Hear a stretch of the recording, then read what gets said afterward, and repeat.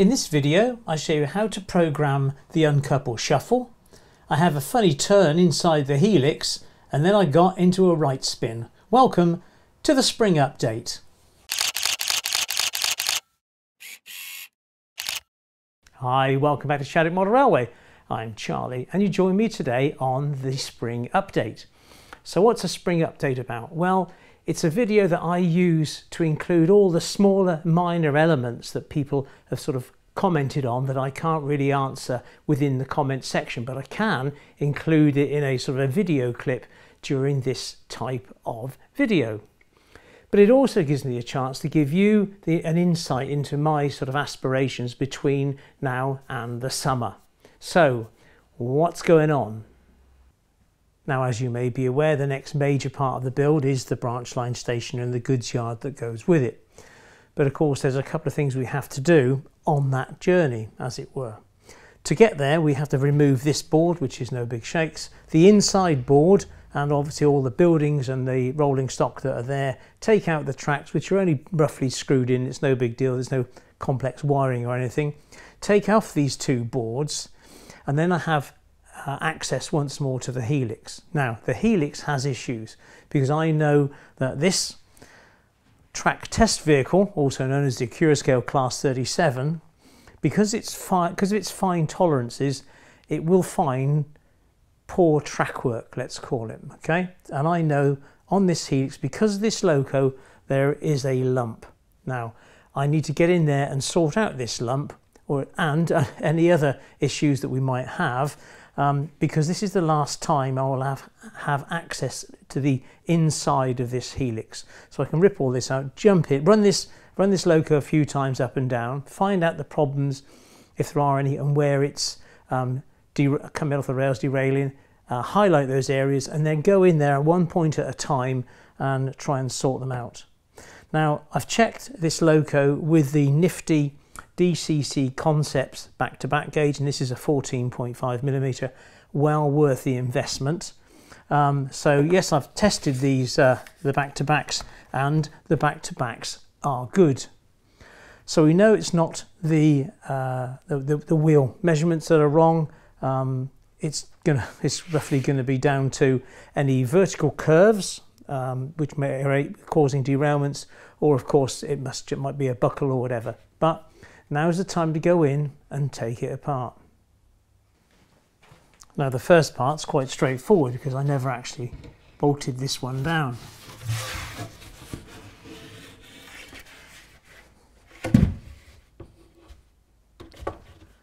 So now it's just a case of removing all this stock.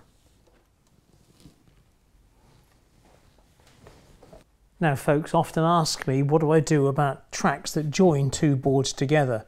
Because as you may know, I wire one board, I wire the other board and put all the tracks on, and I just leave a gap. Well, these are the short-ish joining tracks that bridge across the two boards. And then when the boards are finally complete, I'll pop those into place, because obviously you can bend them through into the fish plates, and if they're long enough to sort of warrant some wire, then I'll do it with droppers. And if I don't do that, then normally I'll just run some solder across the fish plates to give us a more of a positive connection. And if it ever comes apart and I need to sort of move house or whatever, I can always use a slitting disc and go straight through these tracks and get the boards apart. But there we are. But the joining between the two boards are screwed and bolted. There's no alignment dowels or whatever. This is a sort of a permanent bond between the two boards. Right, so now I need to get this one out and away. And if you can see this board here, I don't know why I put that board there. What a waste of time that was, because it's not as if I can ever get to it when the other board's in place. So on the rebuild side, I may well move that stupid terminal block that I put in there.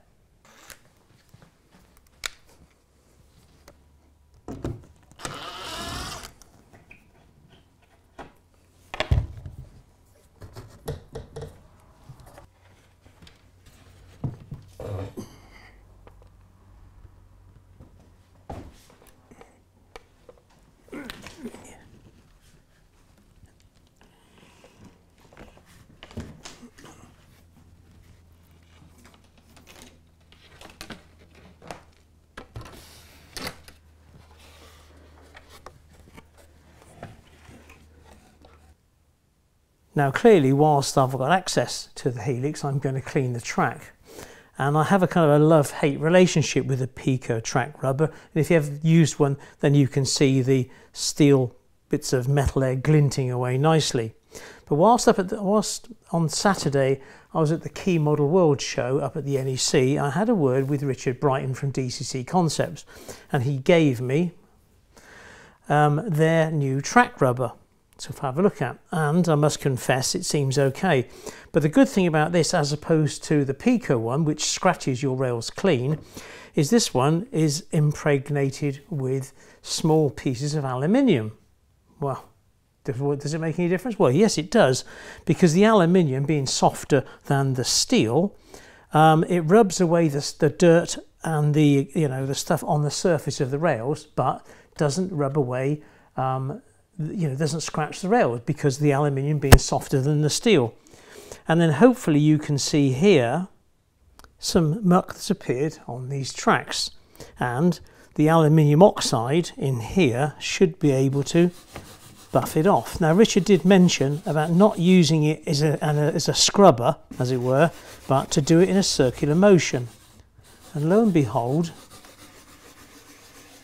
it works. I'm unsure how well you can see that, but it's certainly taking this muck off, and in a much more gentle manner. Lovely. DCC Concepts new track rubber.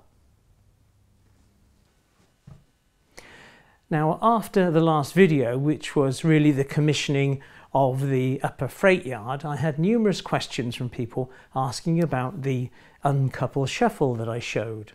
It's a useful asset and allows you to carry out some hands-free operation, which I always think is kind of much more sort of sensible, really. Anyway, it's carried out by programming ESU decoders, that's versions 4 and 5 I believe, with an ESU programmer. Now, it's not just ESU, of course. I believe Zimmo make their own and their own programmer, and I believe Lens do too. And I think, I can't guarantee this, that if you're a JMRI user, you can go into JMRI, into various decoders and do this programming. But I'm an ESU kind of bloke, through no real preference. It's just that once you're into a decoder, you learn how it works, how its foibles, how to sort of manipulate it, as it were. So let me show you now how to get one of my locos to do the uncouple shuffle from scratch.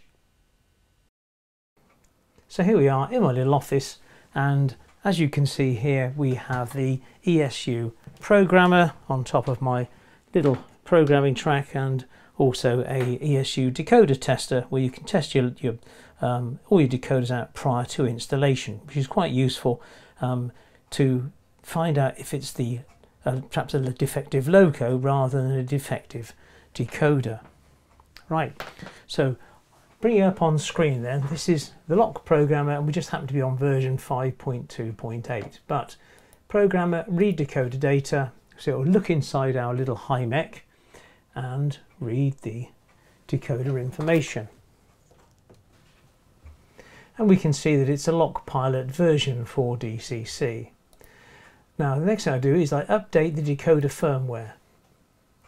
I don't know if there is any more, if there is a newer firmware and it's already up to date. Restore the factory defaults. No, I don't want to restore it because it'll go back to the settings as it was. Right, and then in here we can drive the loco around and all this sort of blah.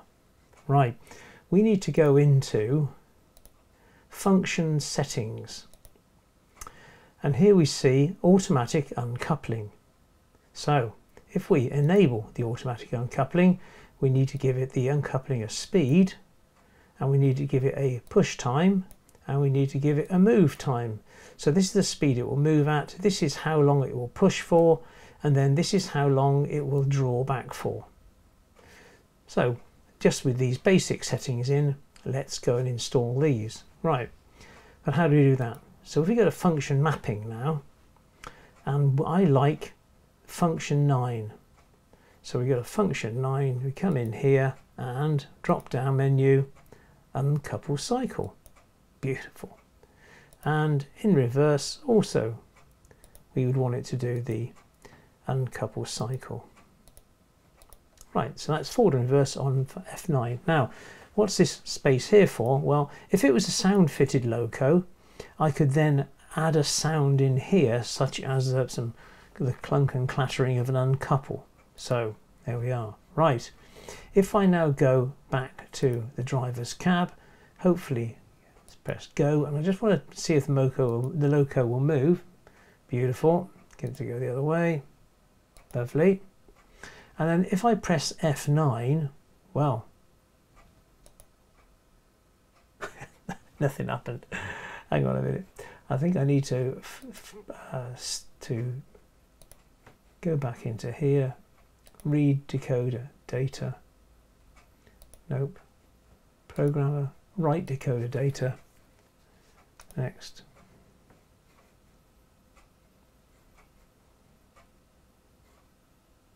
Stand by.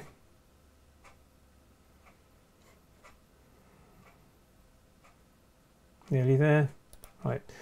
Press go and then press F9. And there we are. As easy as that. Now if I press it again, it shunts forward just a little bit and then pulls back. Now if I want to do it for a greater distance, where were we? We were in function settings. So the speed was good. The push time, let's double the push time. Let's say take that up to 50. So now it will push it much further and it will move back. So it will now push forward 50 units, which is actually 0.8 of a second, and it will pull back to a minute. So programmer, write decoder data.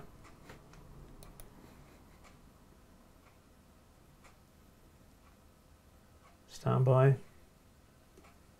Nearly there.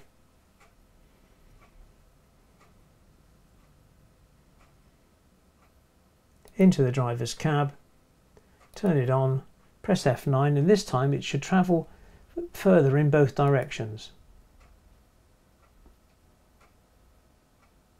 Beautiful. And it's as easy as that. Now I fitted a permanent magnet across the tracks, as you can see, and 7064 now has a KD coupling fitted. So if we bring the train across the magnet and I stop it towards the right hand end,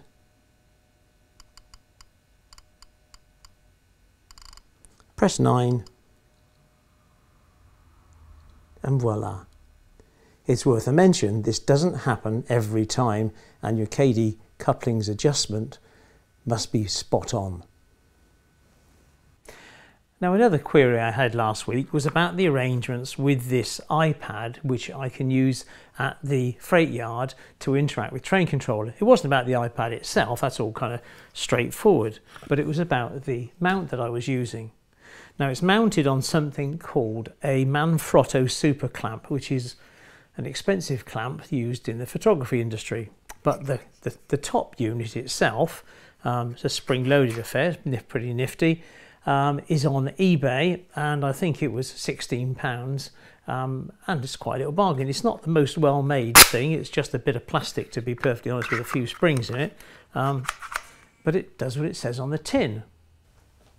However, regarding this setup, I could actually do with a hand myself, because as you can see on the iPad here, there is a grid, where if back at Train Controller itself there is no grid, but if I bring up the Smart Hand Manager and I go into Customize, Switchboard View, Settings, the grid is there, and then I turn it off and it's gone. Well, apparently it isn't, because it still shows on the iPad. And if you can throw any light on that for me, it'll be very much appreciated. Now a couple of weeks ago I popped up to the NEC to the Key Model World weekend, and I stayed there Saturday and most of Sunday, and I must confess it was a brilliant show. But it wasn't all about Pete Waterman's massive layout with support from the rail nuts. There was actually a great deal more there. Modelling aircraft, airbrushing, remote control, diggers and all sorts of stuff, as well as a monster real Class 37. Now, a couple of weeks ago, I did a video on my Acura Scale MDV 21-ton mineral wagons, and I must confess, I like them. Acura Scale have made a good job of these. So I popped along to the Modelling Centre, or TMC as we normally refer to it, and asked if they had any in stock. And they said, well, actually, Charlie, we don't. We only have the post-tops ones. So I thought, well, can you pre-tops them, may backdate them, remove the MDV type tops coding, and weather them? And they said, yeah. So I bought a 3-pack and we negotiated a price sort of thing. And I'm pleased to say that when you compare them to my Class 37, pulling them here, it's an astounding change, because these are just so shiny, but I had to do something with them because they are so unrealistic. So this is what I received in the post from TMC the other day. And I hope you agree that these are absolutely astounding. The decals are great. They've cleaned up where the info panels are and all that kind of stuff. And they just look marvellous, both inside and out. Of course, there is an embarrassing side now, because if I bring in the pre-painted ones, as you can see, I've got a great deal of work to do. So with these excellent examples from TMC, where does that leave me? Well, it leaves me, I think, with 18 of these wagons that I need to sort out. Now, I can use an airbrush, and I haven't done any airbrushing for years, I suppose, because I've been so focused on building it out and getting the track down. But now the track is almost completely finished, bar the odd siding, perhaps I could turn my attention into to doing a little bit of airbrushing. And if that's something you're interested in, like me to knock out a couple of videos, then please leave a comment down in the comment section down below. Excuse the tractor that's just gone by. God. Right, moving on. Now, some people have commented that a number 12 pool ball is often spotted on the layout. Well, what's that all about? Well, it's something I learned from McKinley about checking that your track is actually level, because it will wander off if it isn't. And whilst that appears to move very, very slightly, it does show that actually it's pretty flat. And I bought it at a car boot sale for, I don't know, sort of a couple of pounds really, but a useful little asset rather than getting out the old spirit level all the time. Just pop a pool ball on your layout. Now, another loose end I wish to clear up is about a packing piece that I use after I've removed the spring from the Pico points, because once you remove the spring, the switch rail is allowed to move. Now, if we look closely here, we can see that I've inserted a small piece of plastrut in the gap. All I do is cut it off and put a little bit of super glue in to hold it in place. Because without it in place, what can happen is this assembly can move down and these gaps appear. So rather than wait until you're getting some derailments because this rail has gone down too far, you just pull them back and then insert this piece of plastrut into that small gap.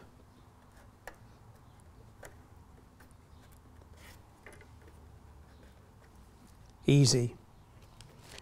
And the details from Plastrut, it's item number 90733, and the dimensions sadly are in imperial, which is 0.03 of an inch by 0.06 of an inch, which in metric is actually 1.5 mil by 0.8 of a mil.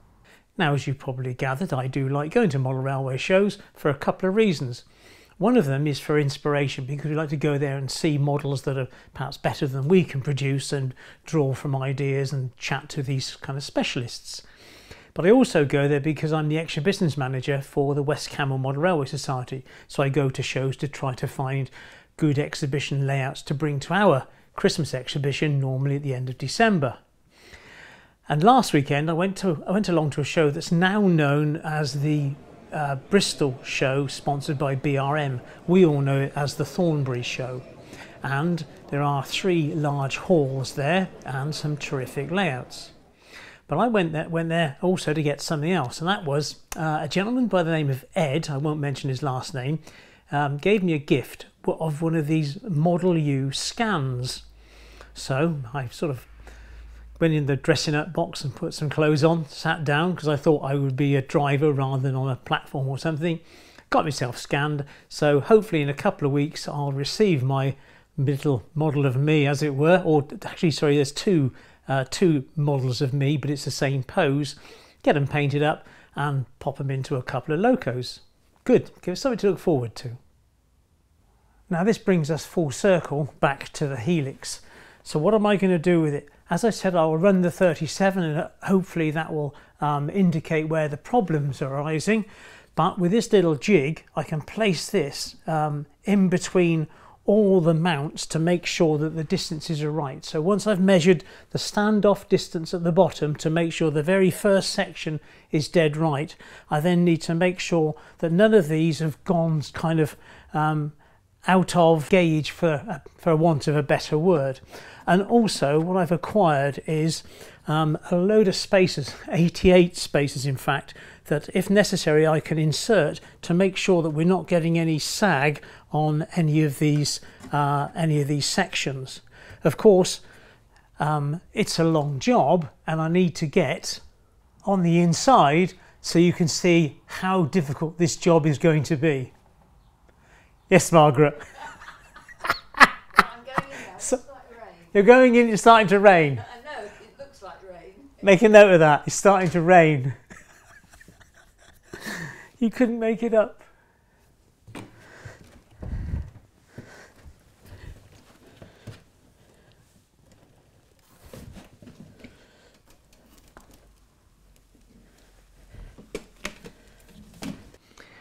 In all seriousness, I've got to get the Helix right, because once the branch line station and the goods yard are in place, there's no going back. I really can't do any major adjustments from the outside. It's kind of the inside or nothing. So there we go. Oh, I noticed I've been bitten. Oh, that was. Anyway, hope you've enjoyed it. That's between this, the progress between now and the summer months, and there's enough there to keep me going. If you're into airbrushing and weathering stuff, then leave a comment down below and we'll see if we can get a couple of airbrush videos in there. In the meantime, of course, there's the old button to become a subscriber. There's the patrons button. Please give us a thumbs up, a video here and here, and I'll see you in 2 weeks' time. Thanks a lot. Take care. Bye-bye.